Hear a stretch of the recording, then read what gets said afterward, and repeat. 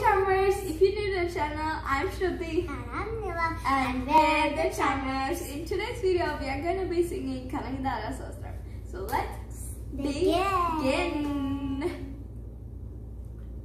If you listen or chant this Kanagadara Sostram every day, you will gain all types of wealth and health.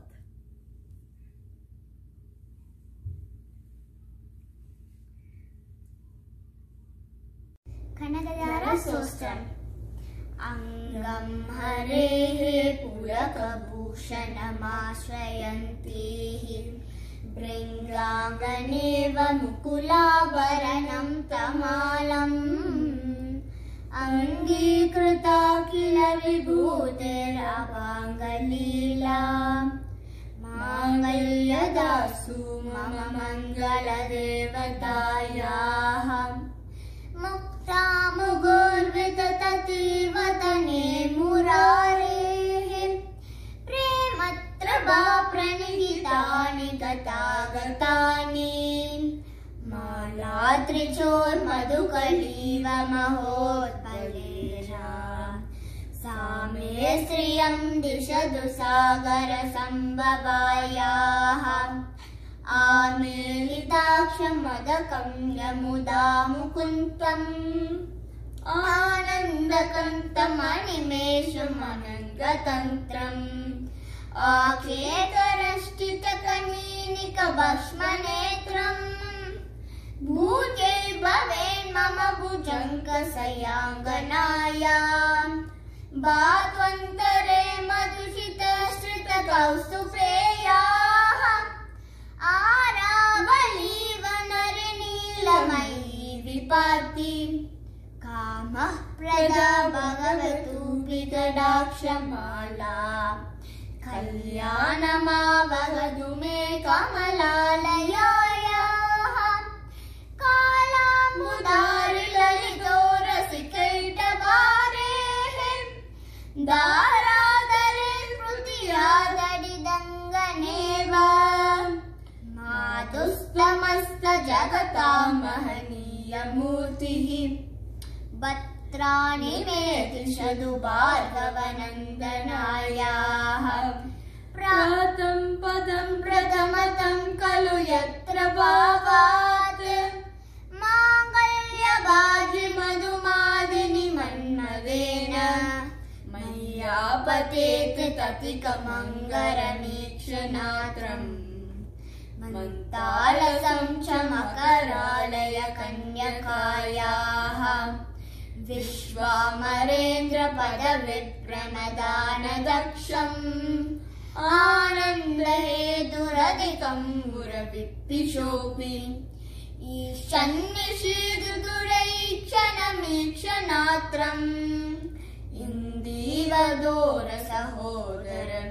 इन्दीवदोरसहोदरमिन्दिरायाः इष्टाविशिष्टमतयो प्रियाय दयात्र द्रविष्टयां द्रविष्टपपदं सुलभं लभन्तेः हृष्टिप्रहृष्टकमलोत्र दीप्तिदृष्टां पुष्टिं गृहीष्ट मम पुष्करविष्करायाः दत्तात्रयानुपवनो त्रिविनाम्बुधाराम् अश्विन्न किञ्चन न विषन्नि दत्तात्रयानुपवनो त्रिविनाम्बुधाराम् अश्विन्न किञ्चन विषन्नि दुष्कर्म कर्ममपनीय चिराय दूरम् नारायण प्रणयिनी नयनाम्बुवाः कीर्तिवदेति गरुडस्वत सुन्दरीति सागम्बरीति शशिशेखरवल्लभेति शिष्टित्पितृप्रणयकेलु संस्थितायाः तस्यै नमो त्रिभुवने क्रोस्तुरञ्जी श्रुत्यै नमो शुभकर्मफलप्रशुद्ध्यै रत्यै नमो सुरमणीय गुणार्णवायै शक्त्यै नमो सदपत्र निकेतनायै नमोऽस्तु पुरुषोत्तमवल्लभायै नमोऽस्तु नालीकनिवारणायै नमोऽस्तु दुग्धोजयजन्मभूम्यै नमोऽस्तु सोमामृतसोदरायै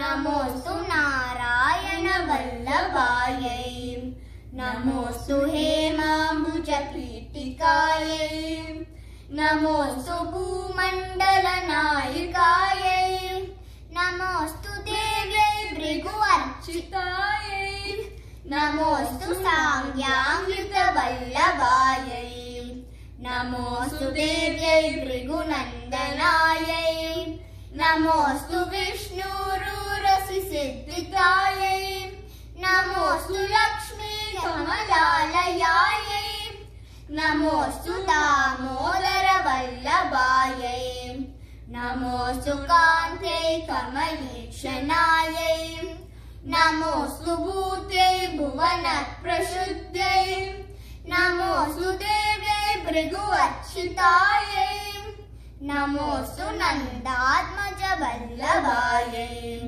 संवत्सराणि सकलेन्द्रियनन्दनानि साम्राज्यकानि विभवानि सरोरुहाक्षि त्वत्त्वन्तनानि दुरितोहरणोद्यदानि मामेव मादरनि संकलयन्तु माम्यैः यत्कटाक्षसमुभाषणाविधिः सेवकस्य सकलेन्द्रियसम्पदः सन्दनो दिवसनो मानसैः त्वामुरारि हृदये स्वरिं भजे सरसिजनिलये सरोरुहस्ते धवलतमामुदगन्धमानसैः भगवते हरिवल्लभे मनोन्ये त्रिभुवनभूतिहरि प्रसीद मत्यम् भगवते हरिवल्लभे मनोन्ये त्रिभुवनभूतिहरि प्रसीद मत्यम् दिक्कश्चतुर्भि कनककुम्भमुखावशिष्ट सर्वाहिनी विमलचारुजलाप्लुलाङ्गिम् प्रादर्नमामि निजगतां जननीमशेष लोकादिरानन् गृहिणीयमितातिपुत्रीं कमले कमलाक्षवल्लभे त्वं करुणापूरतरङ्गितैयभाङ्गी अवलोकय माम् अकिञ्चनां प्रथमं पात्रम् अकृत्रिमं दयायाः स्तुवन्ति ये स्तुतिनि मे अमीरे दयाया त्रयीमये त्रिभुवनमादरं रमां गुणातिका गुरुतर भाग्यभागिनः भवन्ति ते भुवि भुवभाग्यदासयाः.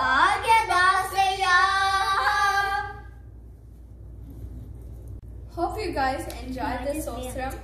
If you hear the Sostram or chant the Sostram, you get all types of wealth, like health, not only money, yeah, health and knowledge, and all the different types. So hope you guys enjoyed the Sostram. If you like this video, please subscribe.